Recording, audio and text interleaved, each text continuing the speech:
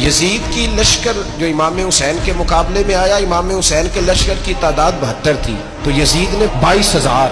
مجھے بتائیے 72 کا 22,000 سے کوئی مقابلہ ہوتا ہے؟ عمر بن سعد نے پھر عبید اللہ ابن زیاد کو لکھا کہ 22,000 بندے تھوڑے ہیں، کچھ بندے زیادہ بھیج.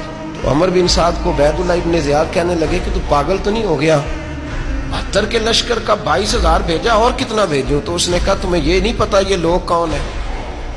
یہ مولا علی شیر خدا کی اولاد ہے. ان میں ایک ایک شخص ایسا ہے جو 1,000 کے مقابلے میں لڑنا جانتا ہے. تو یہاں کمزوری دکھائی جاتی ہے. ہمارے بچے سمجھنے لگے ہیں کہ یہ شاید کوئی ایسی داستان ہے، اور اس طرح کا ماحول ٹی وی پہ میں دیکھ رہا تھا، اس طرح کا ماحول بنایا جاتا ہے جیسے کوئی خوف ہے. یعنی واقع کربلا کوئی ایسا واقعہ جسے دیکھ کے خوف طاری ہو جائے، بچے راتوں کو ڈرے. وہ اکیلے درخت دکھائے جا رہے ہیں اور تیر دکھائے جا رہے ہیں. او یار کیا قوم کی تربیت کر رہے ہیں؟ واقع کربلا حوصلے کا نام ہے، دلیری کا نام ہے. سنیں بات اصل میں کیا تھی، بڑے ٹھنڈے دماغ سے میری بات کو سمجھیے گا. حضرت مولا علی شیر خدا کے بعد مسلمانوں کے متفقہ امیر بنے تھے حضرت امیر معاویہ. انہیں امیر کس نے بنایا تھا؟ امام حسن نے، حضرت علی کے بڑے صاحبزادے.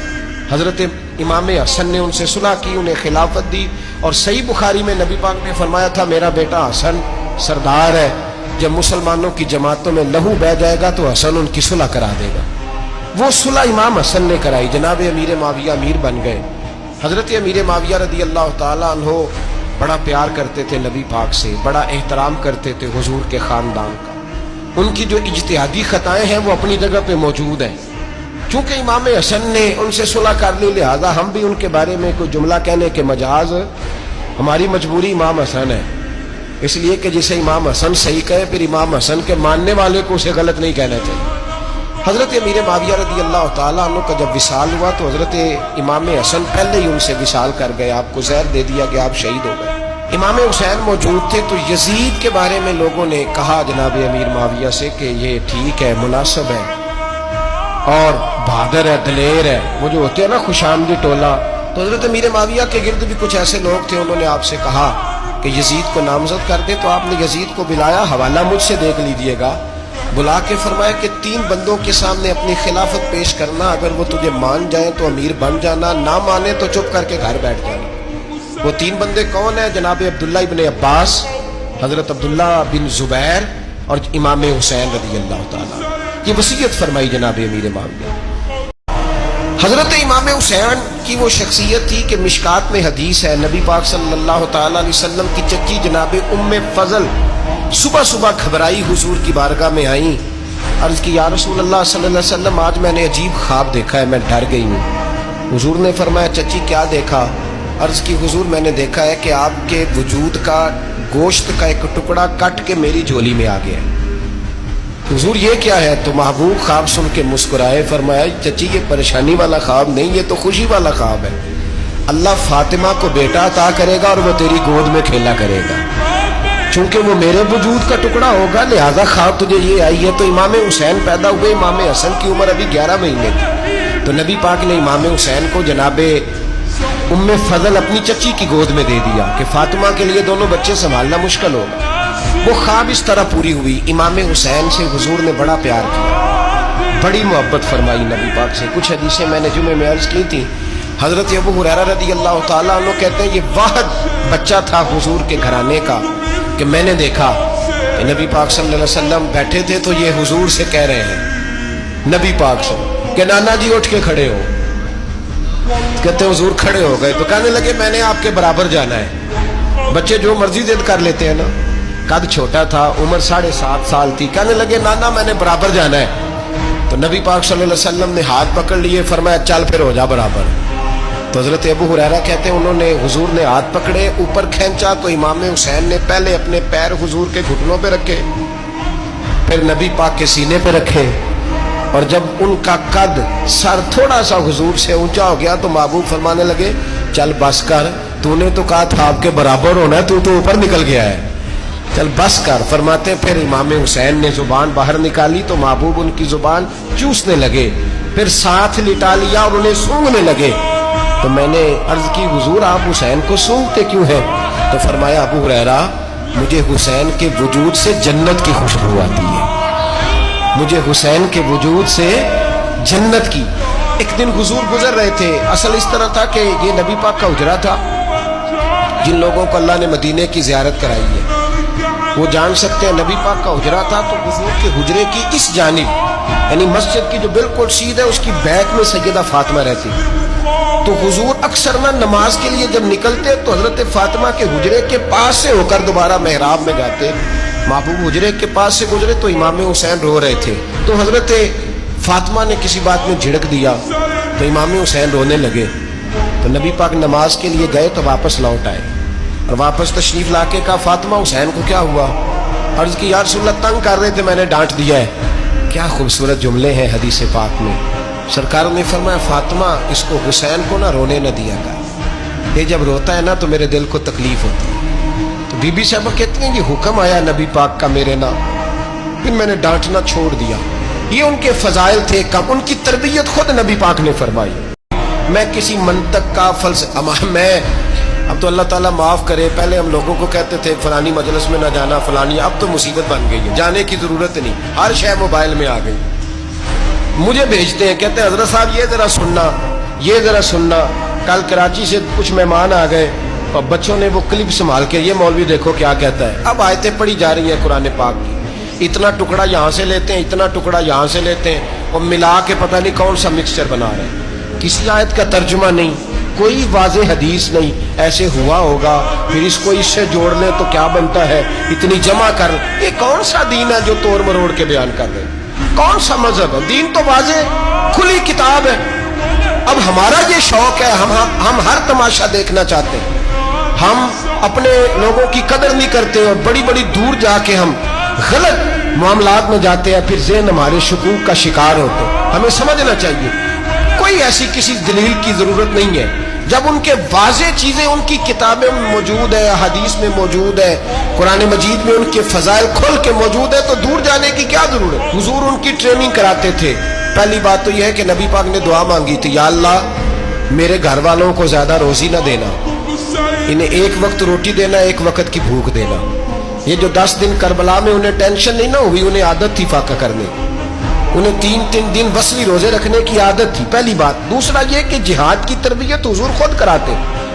حضرت فاطمہ زہرا کہتی میں پردے کے پیچھے دیکھ رہی تھی نبی پاک نے امام حسن اور حسین سے فرمایا چلو میرے سامنے کشتی لڑو.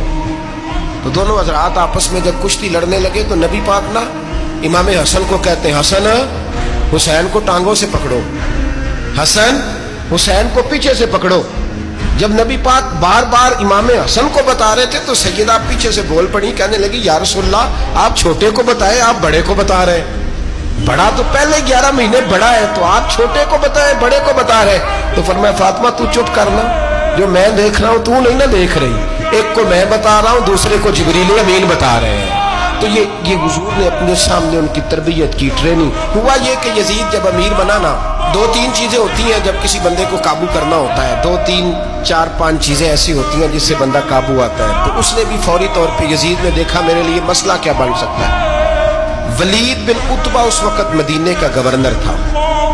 یزید نے اس کو خط لکھا کہ امیر عرب کا رواج آج بھی ہے کہ جب تک نئے خلیفہ کی بیعت نہیں ہو جاتی پرانے کے انتقال کی خبر ہی نہیں دیتے اس کو رکھے رکھتے ہیں. یہ ان کا طریقہ ہے. وہ کہتے ہیں کہ ولی عہد اچھی طرح قبضہ کر لے پھر بتائیں. حضرت امیر معاویہ کا وصال ہو گیا بتایا نہیں. یزید نے اب کیا کیا کیونکہ بڑا چلاک آدمی تھا بڑا شاطر تھا بڑا تیز تھا. اس نے ولید کو خط لکھا کہنے لگا کہ فوری طور پہ عبداللہ ابن عباس کو بلاؤ اور اسے کہو میری بیعت کریں. یہ جو بیعت ہوتی تھی نا یہ بھی سن لے کیا ہوتی تھی. یہ بیعت حلف ہوتا تھا کہ میں اللہ رسول کے نام پہ حلف دیتا ہوں کہ میں یزید کی اطاعت کروں گا میں اس کے خلاف کوئی بغاوت نہیں کروں گا. یہ بیعت لوگ سمجھتے ہیں کہ بس ہاتھ پکڑنے کا نام بیعت تھا. اس بیعت کا متبادل جمہوری ملکوں کے اندر ووٹ آیا ہے تو کہا بیعت کرے. حضرت عبداللہ ابن عباس کو بھی بلاؤ عبداللہ بن زبیر کو بھی بلاؤ امام حسین کو بھی بلاؤ. امام حسین آدھی رات کے وقت بیٹھے تھے مسجد نبی میں چونکہ 5 نمازوں کی آپ امامت کرتے. امام حسین نماز پڑھا کے عشاء کے بیٹھے تھے. جناب عبداللہ بن زبیر. عبداللہ بن زبیر کون تھے؟ یہ نبی پاک صلی اللہ علیہ وسلم کی پھوپھی پوتے تھے اور جناب صدیق اکبر کے نواسے تھے. حضرت عبداللہ بن زبیر اور جناب زبیر بن عوام 10 مبشرہ صحابی ہیں ان کے بیٹے. बहुत जीरक आदमी थे, ये भी इमाम हुसैन के पास बैठे थे। अब्दुल्ला इब्न अब्बास भी थे जो हुजूर के चचा के बेटे हैं, इस उम्मत के पहले मुफस्सिर हैं कुरान पाक। ये लोग बैठे थे तो वलीद ने एक बंदा भेजा, उसने आके कहा जनाब आपको गवर्नर साहब ने बुलाया है।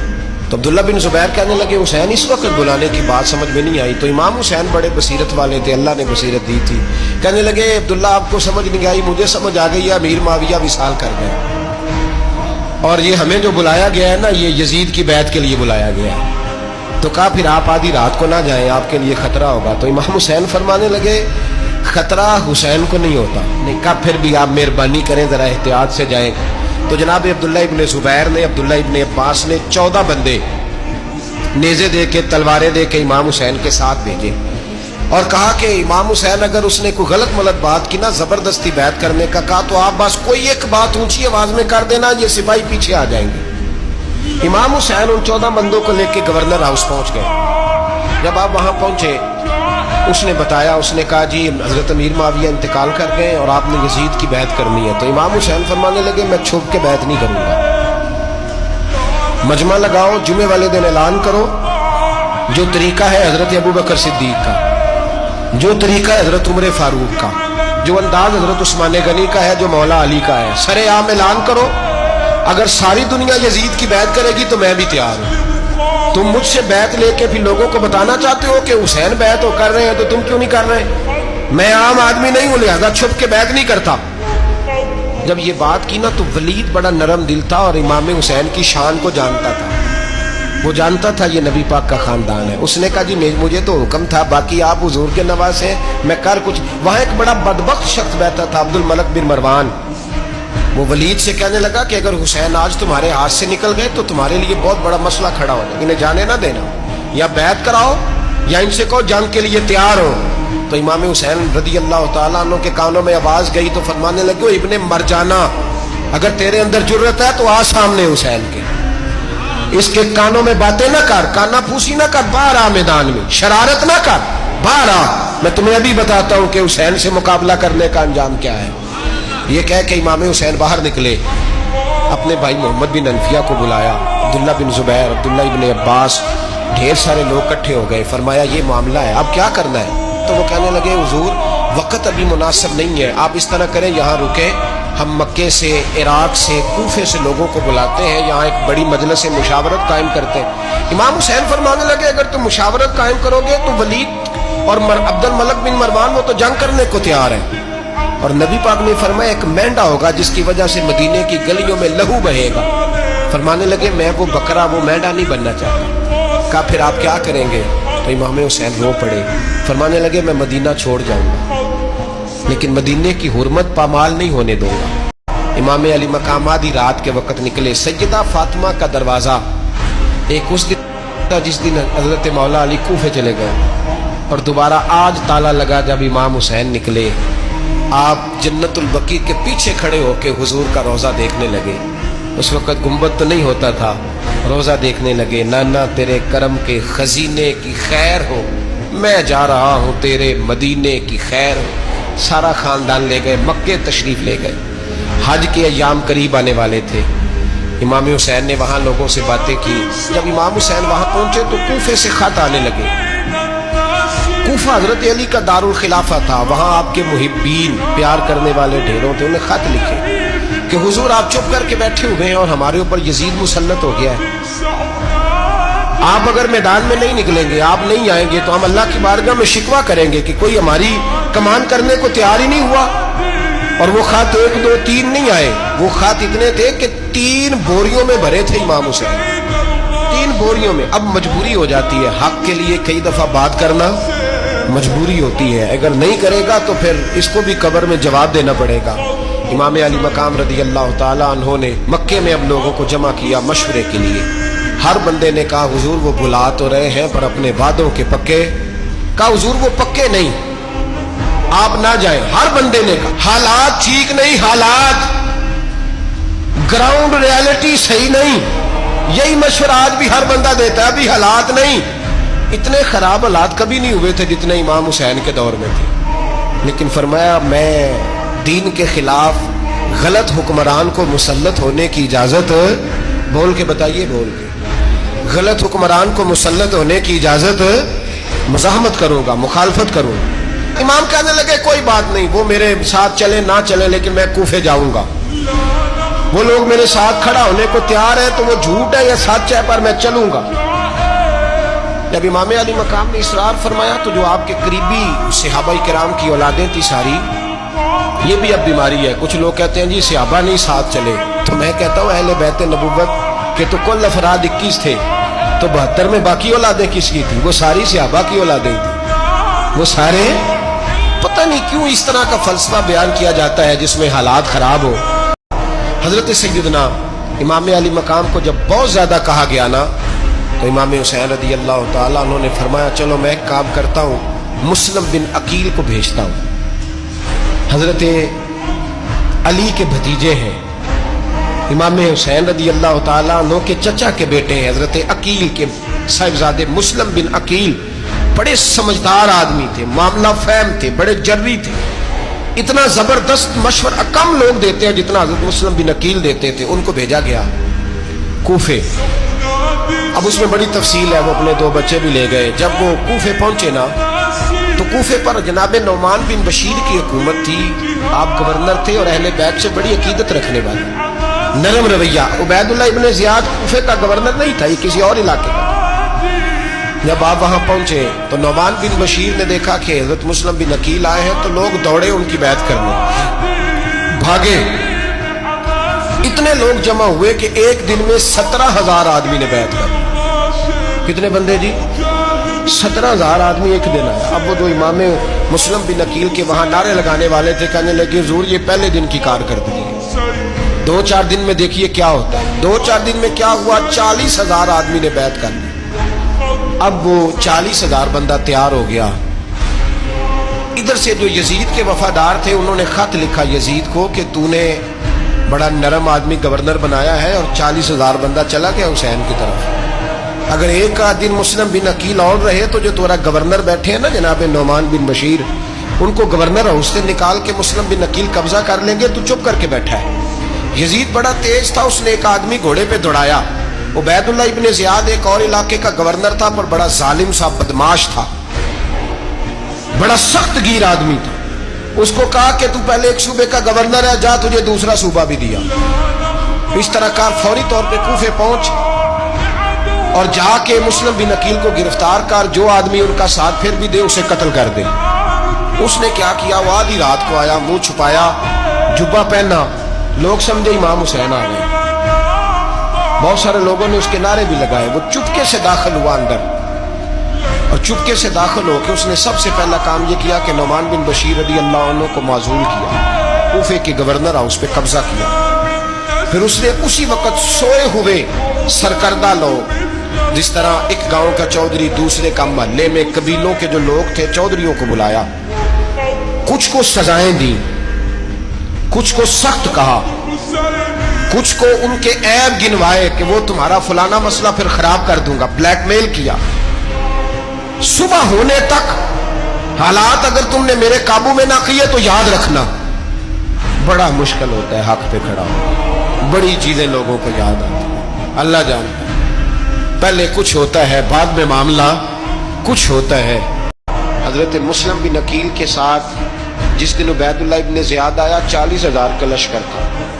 اگلے دن صبح ہوئی، اگلے دن تو یہ حال ہو گیا کہ آپ جب کوفے کی جامع مسجد میں زور کی نماز کے لیے گئے تو 5-7 ہزار آدمی نماز پڑھنے آیا، اور جب مغرب کا وقت آیا تو لوگوں نے چند ہزار لوگ رہ گئے، نماز کی نیت باندھی۔ توجہ کرنا میری بات پہ، ایک مسئلہ بھی سمجھ میں آئے گا۔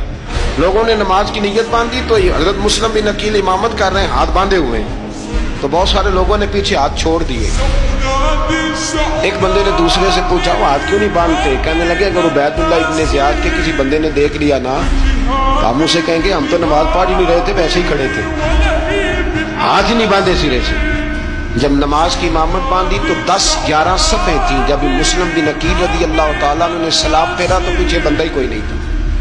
حضرت مسلم بن عقیل کو گرفتار کیا گیا۔ عرب کا رواج تھا دشمن کو سخت سزا دیں تاکہ باعث عبرت بنے۔ بہت اونچا مینار تھا کوفے کا، گورنر ہاؤس کا، اوپر لے جا کے جناب مسلم بن عقیل کو زمین پہ گرایا گیا، اور جب وہ شہید ہو گئے تو شہید ہونے سے ایک رات پہلے وہ خط لکھ چکے تھے امام حسین کو کہ آپ آ جائیں، حالات بڑے اچھے۔ خط ملا تو امام حسین مکے سے کوفے کی جانب چل پڑے۔ امام علی مقام رضی اللہ تعالیٰ عنہ جب چل پڑے، تشریف لا رہے تھے تو رستے میں فرزق شاعر ملا، بڑا محب اہل بیت تھا۔ رستے میں ملاقات ہوئی، اللہ اکبر، حضرت مسلم بن عقیل جب گرایا شہید ہو گئے تو پھر اس نے اس طرح کیا کہ آپ کی لاش کو لٹکا دیا چوک میں۔ لوگ دیکھتے تھے تو عورتیں بچوں کہتی تھی تو نے باہر نہیں نکلنا، ہم نے نہیں امام حسین کے ساتھ چلنا، بس بس بڑا خوف ہے، کوئی بندہ نہ باہر نکلے، کوئی نہیں ضرورت ہمیں، حالات بہتر ہوگی تو دیکھی جائے۔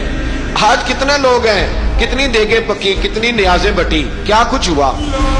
آپ ناراض نہ ہونا، میں آپ میں سے ہوں، آپ مجھ سے ہیں، یہ بات آپ کی نہیں میری سب کی ہے۔ آج بھی اگر امام حسین کے نام پہ جان دینے کی باری آئے گی تو دیگیں رہ جائیں گی۔ ناراض تو نہیں ہو گئے آپ لوگ؟ فٹافٹ مائیں کہیں گی باہر نہیں جانا، بالکل پتر سانو کی لگے، سارا دن کوئی ہمارے لیے۔ وہ پیر صاحب تو کرتے رہتے باتیں، ان کا تو کام ہے، خبردار ہم نے نہیں جانا۔ دیگیں دینے کو سارے تیار ہیں، جانے دینے کو تیار ہونا۔ ناراض ہو گئے آپ لوگ؟ چلو کوئی نہیں، ہو جاؤ، خیر صلی اللہ، بات تو ٹھیک کر رہا ہوں نا۔ حضرت امام حسین رضی اللہ تعالیٰ عنہ نے فرزق شاعر رستے میں ملا تو امام حسین کو کہنے لگا کہاں جا رہے ہیں؟ فرمایا میں کوفے جا رہا ہوں۔ کہنے لگا حضور نہ جائیے گا، لوگوں کے دل آپ کے ساتھ ہیں، تلواریں آپ کے ساتھ نہیں۔ سیدنا امام حسین رضی اللہ تعالیٰ عنہ کو آ کے کہا حضور وہ سارے کوفے والے مانتے ہیں کہ بات حسین کی ٹھیک ہے لیکن آپ کی سپورٹ نہیں کریں گے۔ اور اگلی بات فرزق نے یہ کی کہ حضور میں حضرت مسلم بن عقیل کی لاش کو لٹکی ہوئی دیکھ کے آیا ہوں کوفے کے چوک میں، بڑا ہی خوبصورت فکرہ ہے امام حسین کا۔ فرمانے لگے میرا بھائی لٹکا ہوا تھا، کہیں کسی کے آگے جھکا تو نہیں تھا؟ لٹکا ہی تھا نا، کہیں جھکا تو نہیں کسی کے آگے؟ کہا حضور نہیں۔ تو آپ فرمانے لگے اگر مسلم بن عقیل لٹک گیا تو حسین بھی لٹک جائے گا، لیکن جھکے گا۔ حضرت امام حسین تشریف لائے، بچوں سمیت آئے۔ حر بن یزید ایک شخص تھا، حر بن یزید ایک مختصر سا لشکر لے کے اس نے امام حسین کو ایک جگہ پہ روکا، پھر دوسری جگہ پہ روکا، بالآخر تیسری جگہ پہ روکا تو امام حسین نے فرمایا جگہ کون سی ہے؟ کہا حضور کرب و بلا۔ فرمایا بس یہی خیمے لگا دو، یہی۔ حضرت سیدہ زینب نے پوچھا امام حسین سے کہ سارے زمانے نے روکا ہے، ٹھیک ہے آپ حق پہ ہیں، یہ بھی سب نے کہا ہے آپ حق پہ ہیں، پر روکا بھی سب نے، آپ روکے کیوں نہیں؟ تو ابن کثیر اور ابن اسیر لکھتے ہیں کہ امام حسین رو پڑے، کہنے لگے بہن میں رک جاتا پر میں نے رات کو نانا مصطفیٰ کو خواب میں دیکھا۔ تو حضور نے فرمایا حسین اگر آج یہ رواج پڑ گیا نا یزید جیسے لوگوں کا تو قیامت تک پڑا رہے گا، پھر لوگ کہیں گے کوئی نکلا نہیں تھا تو ہمیں بھی نکلنا، پھر لوگ ظالموں کے سامنے گردنیں جھکانے کے عادی ہو جائیں گے۔ میں کہتا رہتا ہوں، کہہ رہا ہوں، کربلا کی جنگ کفر اسلام کی جنگ نہیں، کفر اسلام کی جنگ نہیں کربلا کی، کیونکہ یزید تو بڑا پکا نمازی تھا، خطبہ دیتا تھا وہ تو۔ جب امام حسین رضی اللہ تعالیٰ عنہ نے کربلا کے میدان میں جمعے کا دن تھا تو یزید کے سامنے کو بات کرنی شروع کی عمر بن سعد کے سامنے، تو عمر بن سعد کہنے لگا حسین زیادہ باتیں نہ کر، ہمارا جمعہ لیٹ ہو رہا ہے، جنگ کے لیے تیار ہو، فٹافٹ آ۔ اہل بیت نبوت کو قتل کریں گے اور قتل کے بعد پھر نماز پڑھیں گے اور پھر کہیں گے اللہم صلی علی محمد وعلی آل محمد، اسی نماز میں پھر درود بھی پڑھیں گے۔ یہ کیسا مرتبہ ہے، کیسا انداز ہے، دوستی قاتل سے بھی مقتول سے یارانہ۔ امام حسین نے حر بن یزید امام حسین سے کہنے لگا مجھے حکم ہے آپ کو روکنے کا، آپ آگے نہیں جا سکتے۔ امام صاحب نے فرمایا وجہ زمین اللہ کی ہے۔ اس نے کہا آپ بیعت نہیں کر رہے، یزید کی حالات آپ کے حق میں درست نہیں ہیں، آپ نہیں جائیں گے۔ امام روک گئے۔ ظہر کی نماز کا وقت ہوا تو حضرت علی اکبر امام حسین کے بڑے صاحبزادے انہوں نے اذان ظہر پڑھی تو حر بن یزید کے لشکر نے امام حسین کے پیچھے نماز ادا کی۔ کہا بھئی تم مقابلے میں آئے ہو نماز پیچھے پڑھتے ہو؟ کہا حضور مقابلہ تو تلواروں سے کر رہے ہیں پر ہمارا دل تو مانتا ہے نا کہ مصطفیٰ کا نواسہ بڑی شان والا ہے۔ حر بن یزید نے 3 نمازیں لشکر سمیت امام حسین کے پیچھے پڑھی ہیں، 3 نمازیں، ظہر اثر اور مغرب۔ پھر امام حسین کے سامنے شرائط پیش کی کہ آپ کو یہاں گھیر لیا گیا ہے، یہاں آپ بیعت کریں گے، یہاں جنگ کریں گے، 2 ہی باتیں۔ امام حسین نے فرمایا نہیں بھائی بیعت تو میں نہیں کرتا، اس کے علاوہ تم جو کہتے ہو میں کرنے کو تیار ہوں۔ اس نے خط لکھا، عبید اللہ ابن زیاد کو ایک بندہ دوڑایا پیچھے کوفے، چند میل پہ کوفہ تھا، کہا وہ نہیں مان رہے، کیا کرنا؟ تو حسین ابن علی ہے، میں زیادہ دیر انہیں روک بھی نہیں سکتا۔